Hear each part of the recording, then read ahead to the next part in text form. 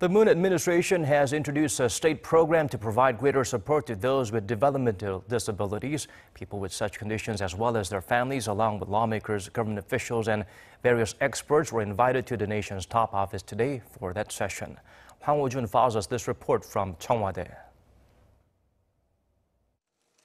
발달 장애인들은 다른 장애인들보다 살아가기가 훨씬 힘이 듭니다. 우리 부모님들도 발달 장애 아이들을 키우기가 참으로 힘듭니다.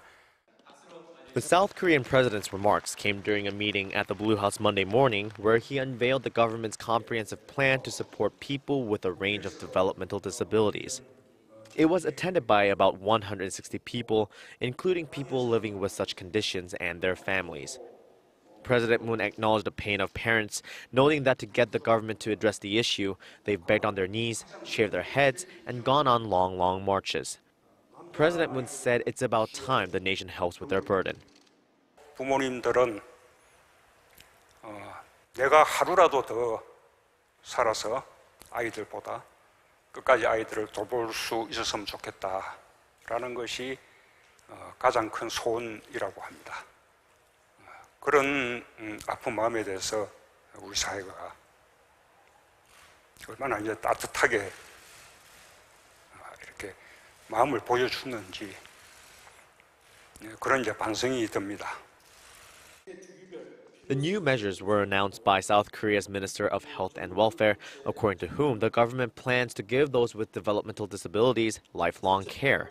For example, by the year 2022, the government will establish 60 new daycare centers for children with physical and mental disabilities and increase the number of special education schools to 197 from the current 174, adding more than 1,200 special classes. The government will seek to expand employment for those with severe disabilities and establish an income security system for them as well. Informational and educational support for parents will also be provided.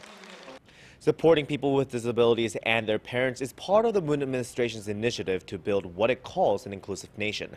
Though he noted the new plan won't fix everything, President Moon pledged to continue expanding and developing support measures like this as long as he's in office. Hwang Woo-jun, Arirang News.